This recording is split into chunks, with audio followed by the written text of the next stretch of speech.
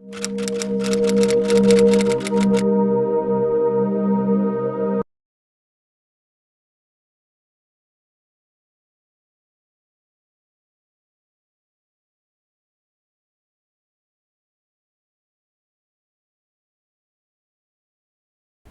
Kastner character, well, however you want to describe him, I thought it was an amazing thing to me that there was a Jew who, in the worst moments of the Holocaust, at the end of the war, when almost 400,000 people in Hungary were being deported in a matter of weeks to Auschwitz, was going every day into the headquarters of Eichmann, who was the head of the Final Solution, and negotiating for Jewish lives. I mean, to me, this was incredible. Kastner was a Jew. He could have been killed at any moment. He wasn't like Schindler. He wasn't like, a righteous Gentile who was a German with somebody else. But this was a Jew who was negotiating. And he ended up not only saving the lives of this rescue train that ended up leaving Hungary finally after being detoured and ransomed further in Bergen-Belsen. They were held hostage for a matter of months in the concentration camp in Bergen-Belsen, going to Switzerland. But he's now attributed with saving something like 20,000, almost 20,000 other lives that went to a labor camp instead of going to Auschwitz. And we don't know how many other lives he saved. It's quite an incredible story. And what intrigued me about it is we didn't know anything about him. Who is Kastner?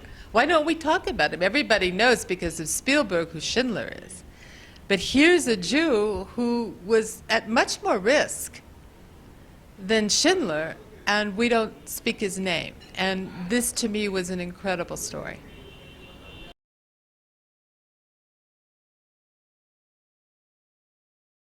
We have to go back. You have to go back because there's a reason Kastner's not in the museums. It's not just because we don't know his name. There was a reason because there was a huge tragedy that happened in Israel after the war. And that's why we don't know Kastner's name. Kastner went to Israel with his wife and his daughter at the end of the war in 1948, came to Israel, became part of Ben-Gurion's government. And during this time, he was accused of collaborating. Somebody accused him of collaborating with the Germans, and because of this, he didn't warn the other Jews about what was going to happen to Auschwitz, to save his own train, to save his own family, to save his friends.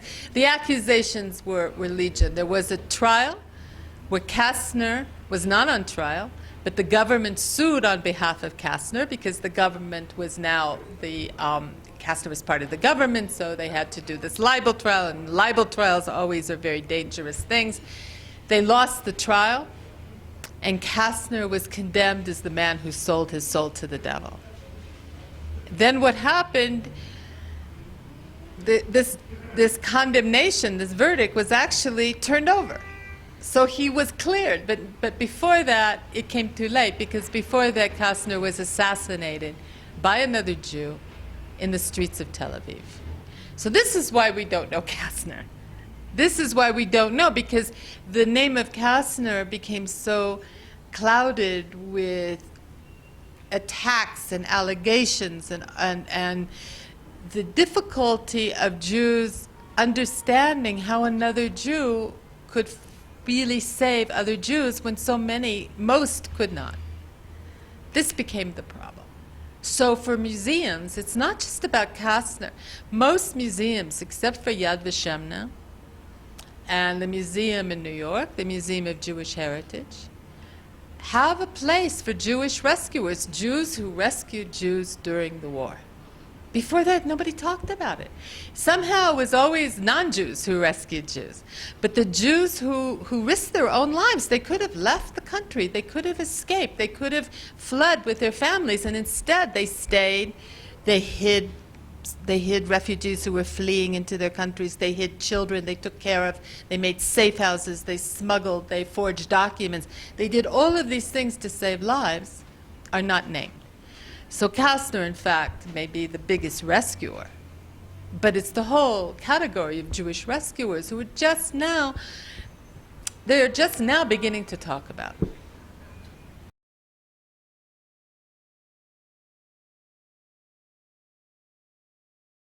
Well, I think the film, everybody has to decide for themselves what they think how Eckstein, or the assassin, feels. He's a 70-something-year-old man now. There were three part of this conspiracy. I will have to say that after the murder of Kastner, they were all let go after 7 years. They were given life sentences, but they were released from prison after 7 years at the behest of Ben-Gurion.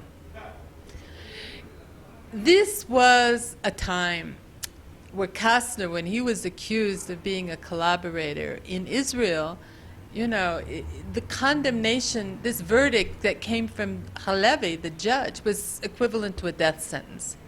I mean, if you were accused of collaboration in Israel in 1957, in 1953, when the trial was, this was a death sentence.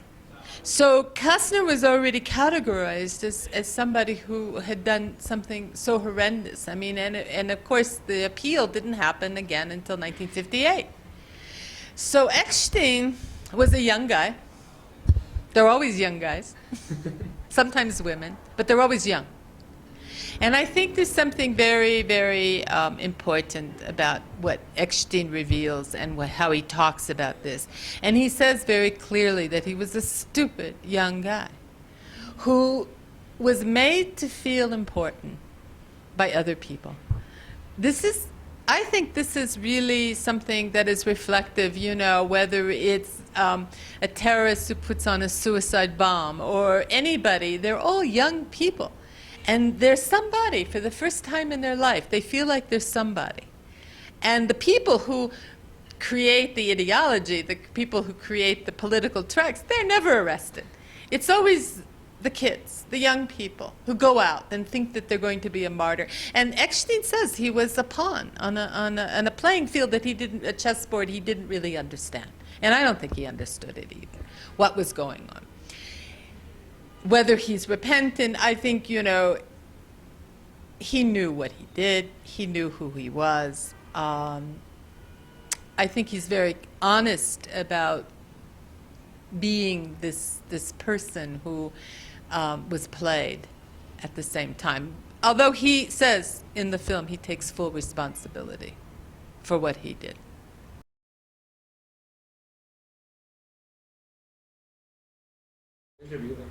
The family of Kastner, they were very open to it. They trusted me a lot. They didn't know how the film was going to go. They didn't really know how much I was doing with the interview of Eckstein, the assassin. Not just him, I also interviewed the son of the lawyer that brought Kastner down, Tamir. So I tried to show, the complexity of the stories so that people can leave the film deciding for themselves how they feel about Kastner. I mean, what is the role of negotiation?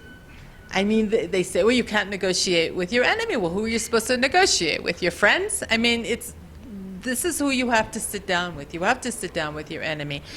I think Israel, for as much as they may have disliked to admit it, but Israel understood this very well when the prisoner Gilad Shalit was released.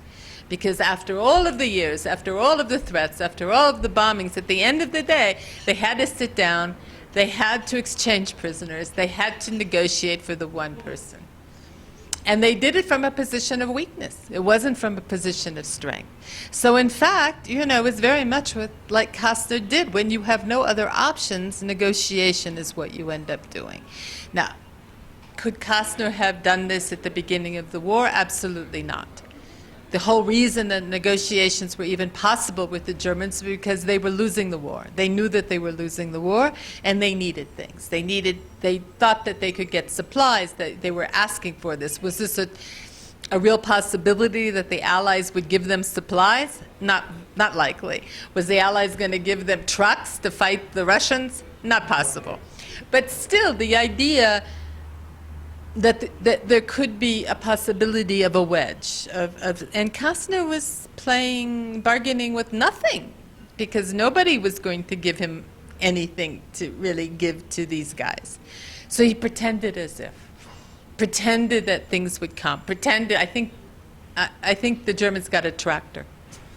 They definitely got some money that was being smuggled in from the Jewish agencies to help. Money was always used in rescue and negotiation all through the war, as much as they could, to bribe officials, to do whatever they could to save lives. So, you know, what is the role of negotiation? We talk about Kastner in the past tense. It was a historical part, but we really need to talk about what it means today also. I mean, negotiation is something that every political candidate, every political discussion evokes. I mean, are we going to talk to Iran? What are we going to do? I mean, we can't just bomb everybody. No. so at the end, you know, I mean, it's as awful as it is. I mean, Americans are talking about, you know, negotiating with the Taliban. You know, I mean, this is what happens.